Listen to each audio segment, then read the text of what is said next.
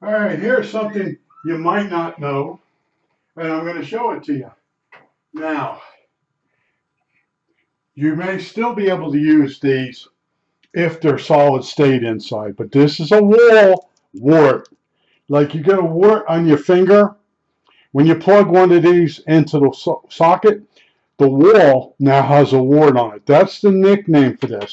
Other people call it an adapter, or even though it's not a charger for batteries, they call it a charger. Now, when I worked in Radio Shack, somebody came in and they clued us into, and some of these inside, there's a fusible link. Now, I know what a fusible link is.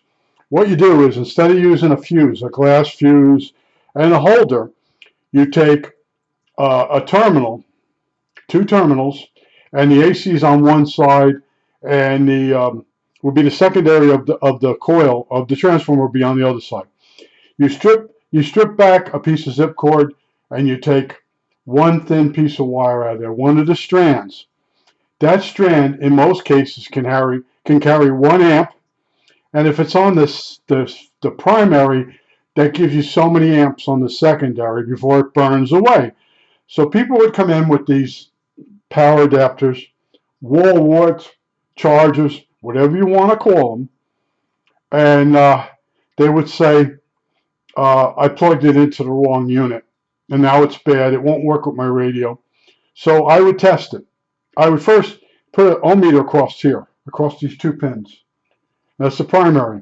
And if that was open, you click to the highest scale on the ohm meter, still open. Back then, there were no solid state ones. They were all transformer, all wire.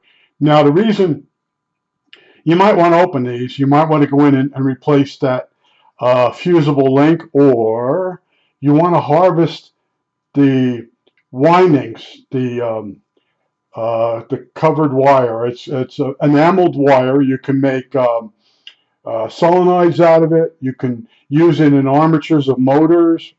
You can use it to make a crystal radio. There's enough wire in most power adapters, wall warts, chargers to make a crystal radio, one coil, maybe both. But this is a die block. This represents the driveway of your house. In my case, it was the loading dock of the Radio Shack. So the guy went in the back with us, and he laid the power adapter on the loading dock. And then he proceeded to hit with a hammer along this seam. There's a seam here. There's a seam here. Now, when you're getting this seam, you have to have an edge like this. And you crack this. I'm still in the frame. You crack this edge. You crack this side. And then these two. Up here and up here. And it'll come apart in two halves. Now, you either harvest the you have to take the transformer out and harvest the enameled wire, or you find the two terminals where it had a piece of wire across it, one strand of a zip cord. So you replace that, and to put this back together, you put some black tape around it. Don't go cheap on it. Put several turns around it. That's good enough.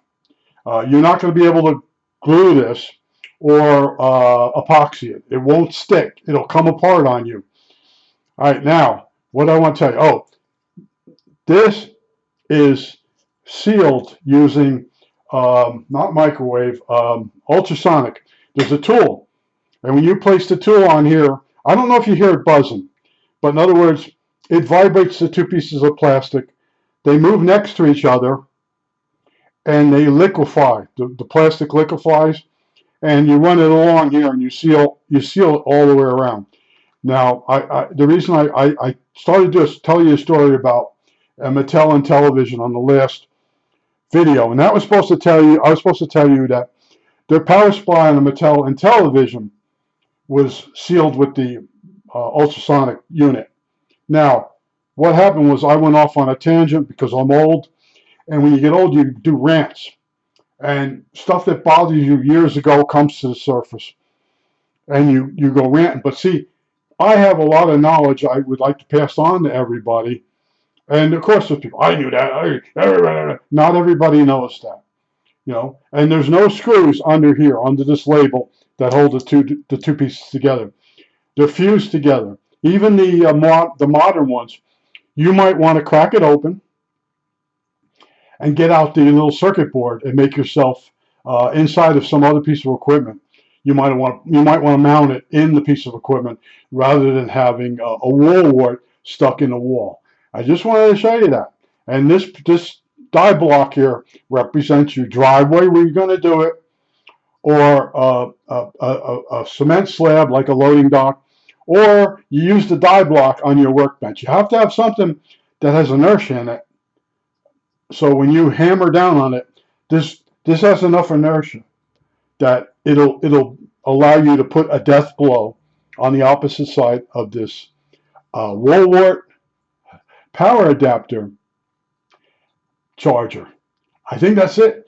All right, that's it. What a great video. What a great video. Oh, oh, oh.